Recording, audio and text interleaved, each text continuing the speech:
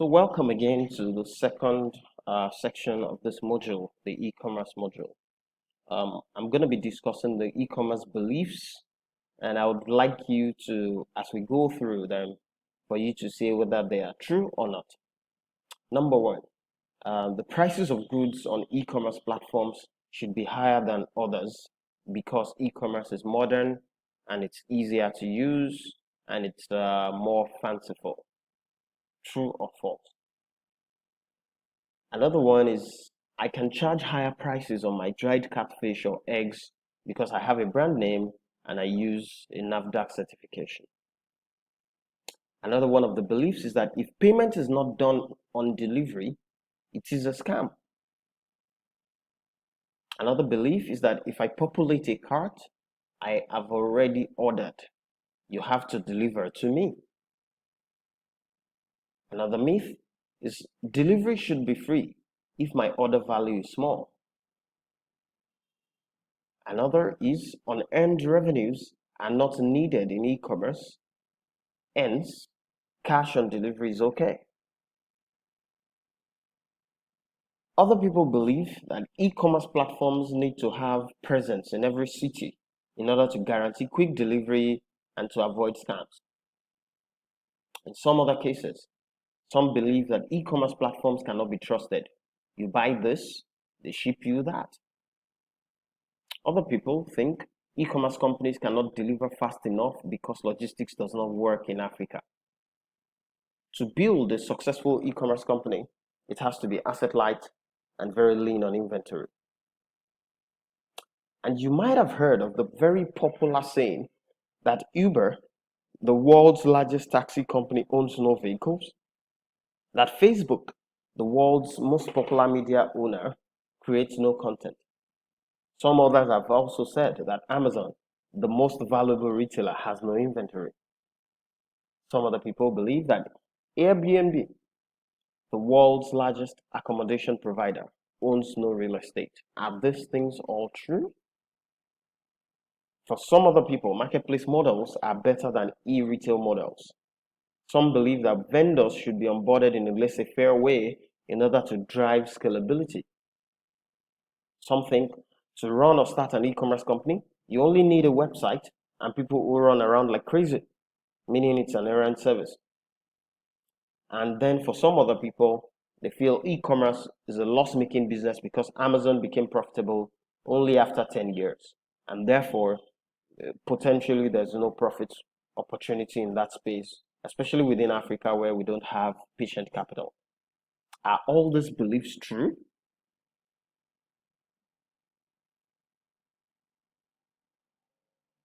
Think about it. It turns out that many of us in Africa have been miseducated. The reality is that e-commerce platforms should have better prices than brick and mortar platforms because they have a lower cost base.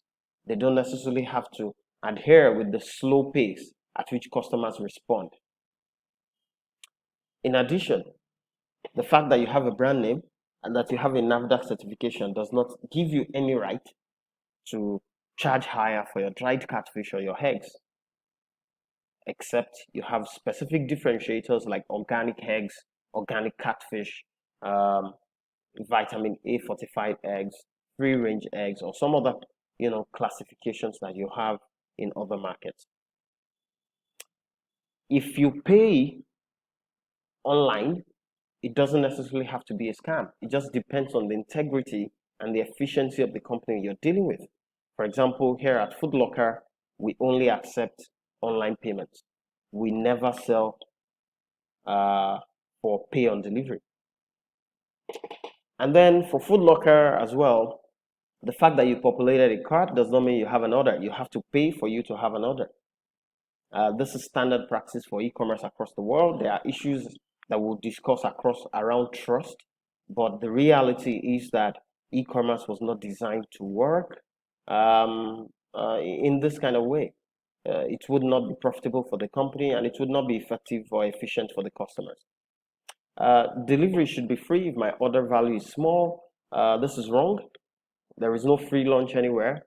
There is always a logistical cost for everything. Of course, at scale, you potentially could open up the system and give some incentives to people who order small quantities. But the reality is everything has a cost component that has to be taken care of. So some people would say, oh, what if I'm buying items worth 1,000 naira? How come you're charging me delivery fee of 300 naira? Well, the reality is that there is a cost that is attached to every single purchase you make. And if you were going to purchase it yourself, you would actually incur that transportation cost. We have to be super focused on business fundamentals. Unearned revenues are not needed in e-commerce. That's absolutely wrong. Cash on delivery is okay. That is totally wrong. And we will show you as this course progresses to show you examples of companies that have got their fingers burnt because of cash on delivery and how they are actually trying to turn that around. E-commerce platforms do not need to have presence in every city. E-commerce platforms can be trusted, and this trust has to be built. Every company has to focus very effectively on quality, and we'll show the difference between you running an e-retail business versus a marketplace model, and what you have to do across both models to be able to effectively control product quality. E-commerce companies, they can deliver fast enough. Actually, logistics solutions are already here with us.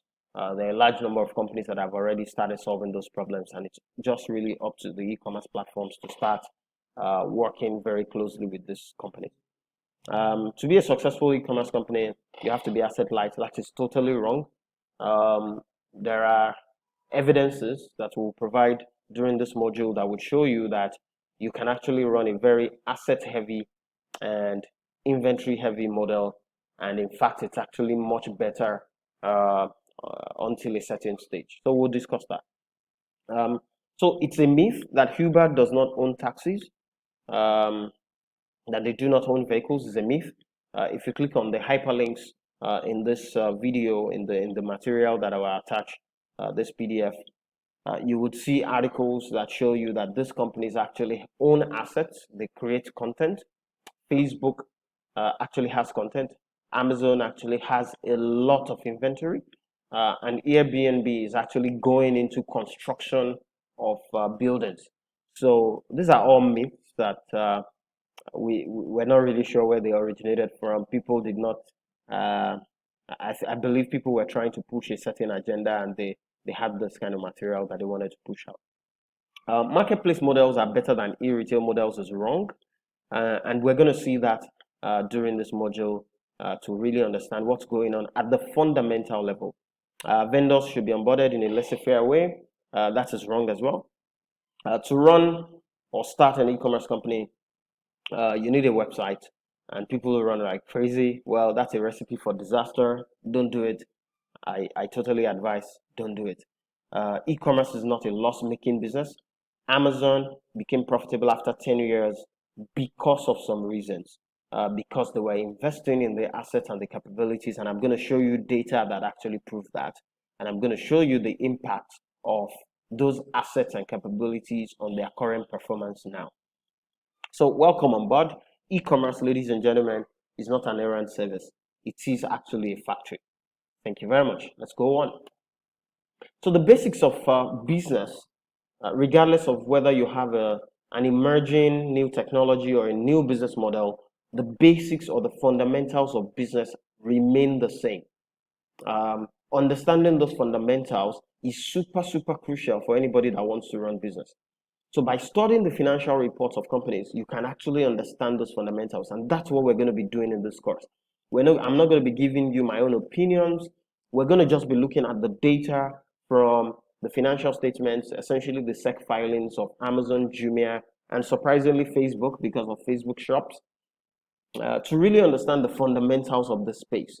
It is a very peculiar space, but we need to really understand.